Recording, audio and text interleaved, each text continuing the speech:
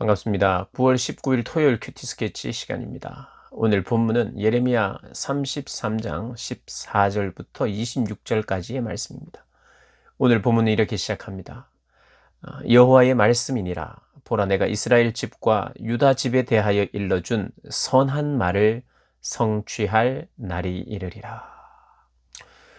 오늘 본문도 이 이스라엘과 유다의 회복에 대한 약속의 말씀입니다. 오늘 금방 읽었던 말씀처럼 유다 집에, 이스라엘 집과 유다 집에 대한 선한 말을 성취할 날이 이르겠다. 선한 말, 좋은 말이죠. 복된 말 무엇입니까? 회복입니다. 회복. 그런데 그 회복이 15절에 그 회복의 방법을 이야기를 합니다.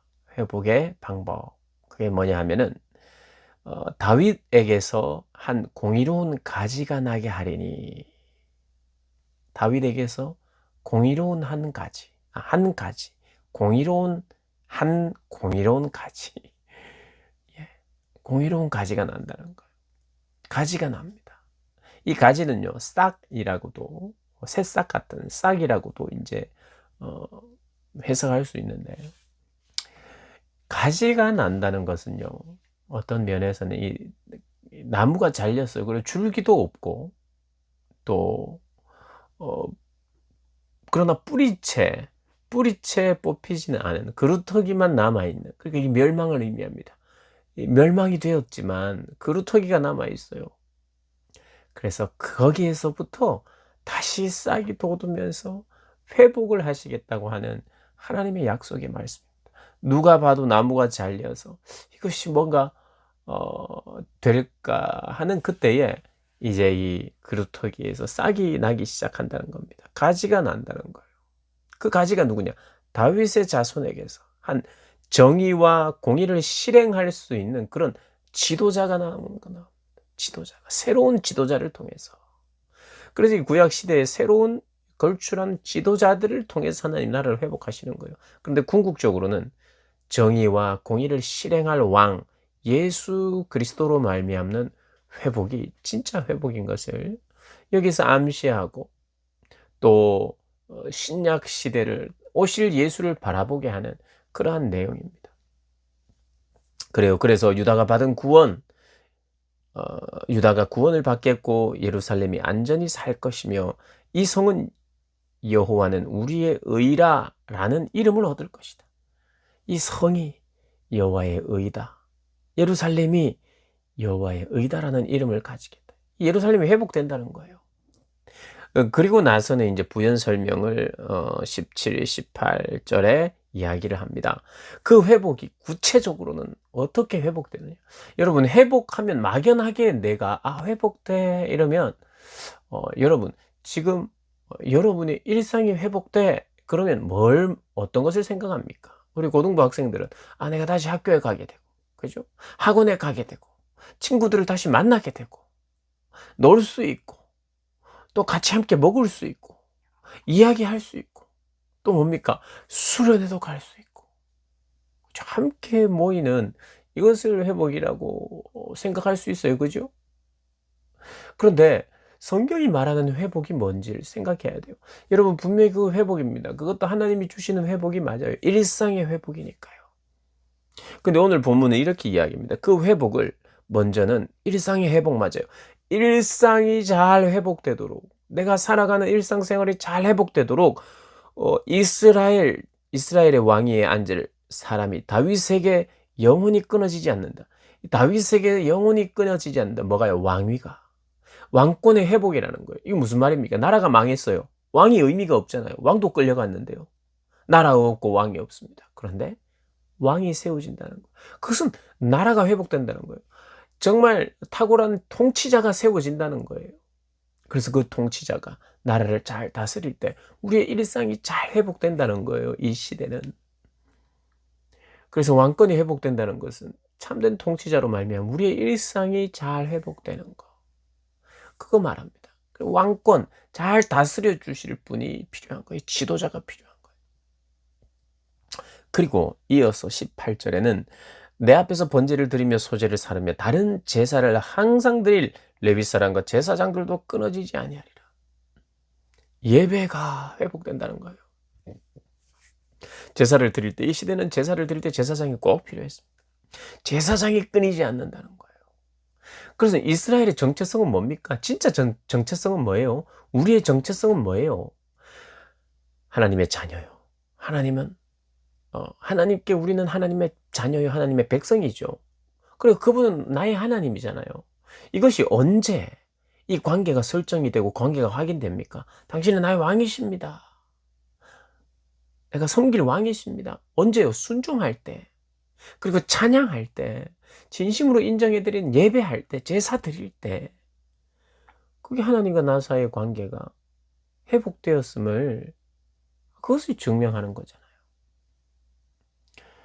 그러니까 우리 진짜 회복은 뭐냐면 어떠한 삶을 살다가도 회복이다 그러면 그것은요 하나님과의 관계의 회복인데 그 관계의 회복은 예배로 나타나요. 예배가 회복되는 게 전부 다가 회복되는 겁니다. 사실은 오직 예배 하나예요. 예배 하나. 오직 하나님과의 관계. 이게 회복돼야 진짜 회복이거든요.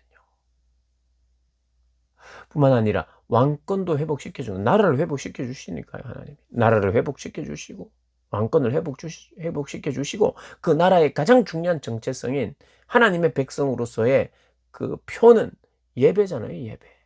그게 회복되겠다는 거예요. 그게 진짜 회복이죠. 그게 진짜 회복.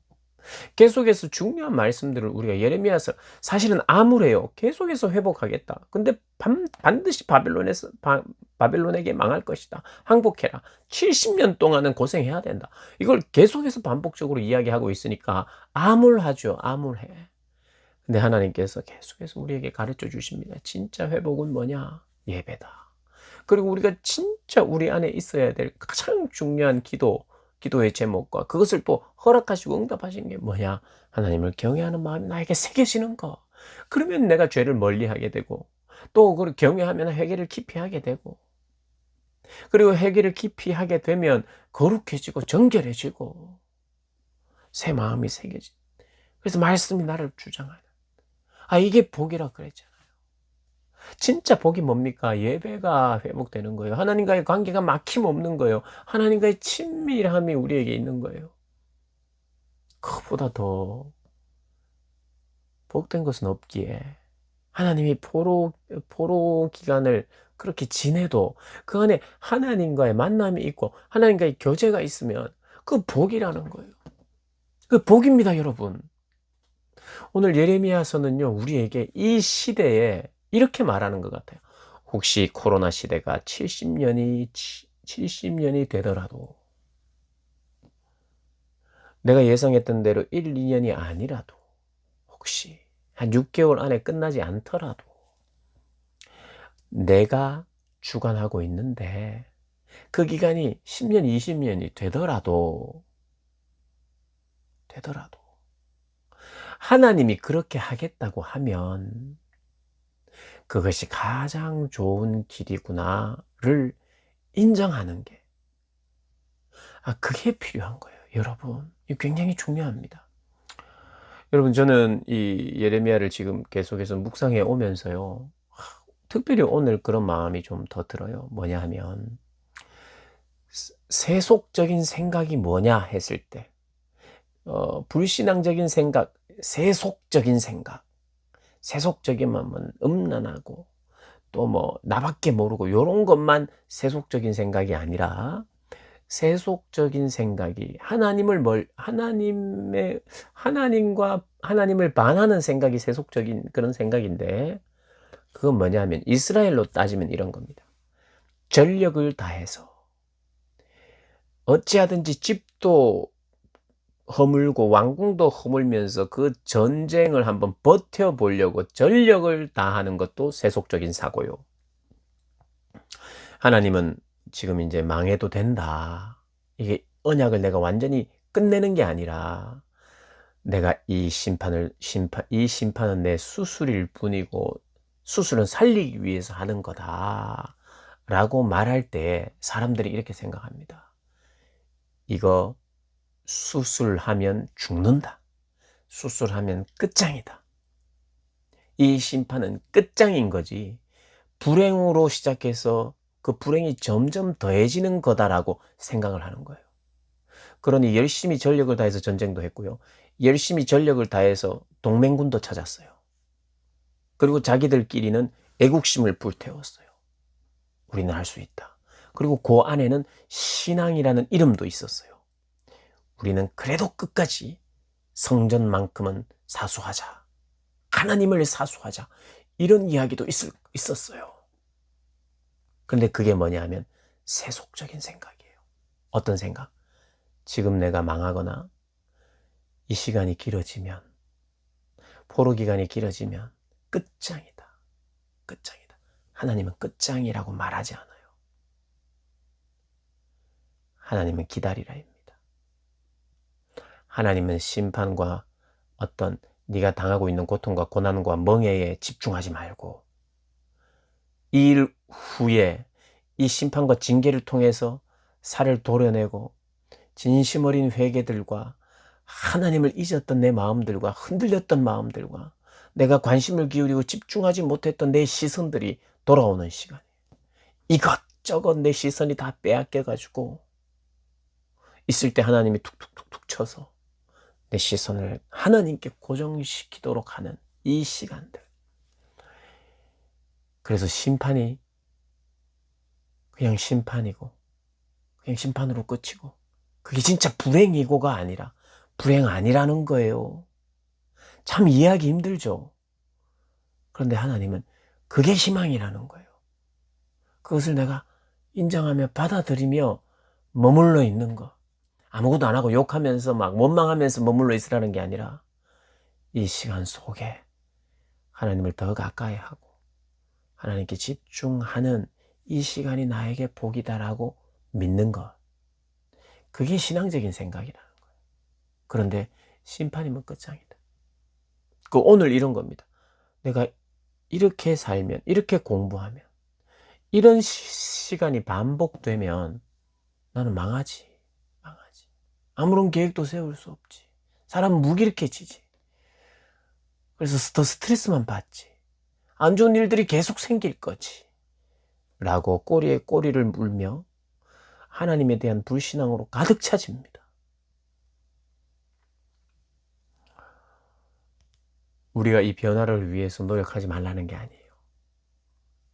기본적으로 하나님에 대한 신뢰가 있어야 되고 내 세속적 가치 때문에 징계는 절대 받으면 안 되고 심판도 절대 있으면 안 되고 나에게는 어떠한 멍에도 씌워지면 안 되고 그러면 끝장이니까 라고 생각하고만 있다면 그거 내려놔야 될 세상적인 생각일 수 있어요. 여러분 오늘 하나님께서 지금 이때 우리에게 예레미야 말씀을 왜 주시고 계신가를 내 현재의 삶에 자꾸 빗대어 보시길 바라요. 이런 어떤 내 생각과는 다른 심판에 대한 이해, 징계에 대한 이해를 좀 더 예레미야를 통해서 제대로 하기를 원하시는 것 같아요. 제대로. 나는 불신앙적인 생각을 가지고 있으면서 주님께 불순종하면서 그게 마치 예루살렘을 지키고 사수하는 게 마치 주님의 뜻인 것처럼 생각하면서 우리는 망하면 안 된다. 하나님은 망하지 않도록 도와주신다라고만 계속해서 밀고 나가는 것은 아닌가. 한번 돌아봐야 됩니다. 한번 돌아봐야 돼요. 그래서 하나님이 허락하시고 인도하시고 하나님이 그렇게 하시는 일이면 거기가 제일 안전한 거예요. 하나님이 그렇게 해서 그것을 인정하면서 내가 가면 그것이 가장 빠른 길이에요, 여러분. 하나님이 일하시도록. 하나님이 특별한 일을 안 하실 때는 우리도 안 해야죠. 우리의 마음을 계속 돌아보고 하나님을 바라보고 하나님의 뜻을 살피고 가장 빠른 길입니다, 여러분. 가장 빠른 길은 하나님이 일하실 수 있도록 하나님께 맡기는 거예요. 그리고 하나님의 속도에 왈가불가하지 마십시오. 하나님의 속도를 인정하시고, 그게 가장 빠른, 하나님의 속도, 가장 빠른 속도입니다. 우리의 인생에 있어서. 꼭 의지하십시오. 꼭 믿으십시다. 하나님의 속도가 가장 빠른 속도입니다. 하나님이 해결해 주시는 게 가장 빠른, 괜히 우리가 막 이스라엘 이 유다 백성들처럼 막 자기 왕궁도 허물어뜨리고 집도 허물어뜨리면서 장애물 만들고 막 하면서 더 일을 그르치는 것이 아니라 그냥 하나님께 진짜 맡기고 하나님의 방법을 신뢰하고, 하나님의 속도는 가장 안전한 속도고 내가 갈 수 있는 가장 좋은 길이고 가장 빠른 길입니다. 인정하는 그런 여러분들, 우리 모두 되시길 주님의 이름으로 축복합니다.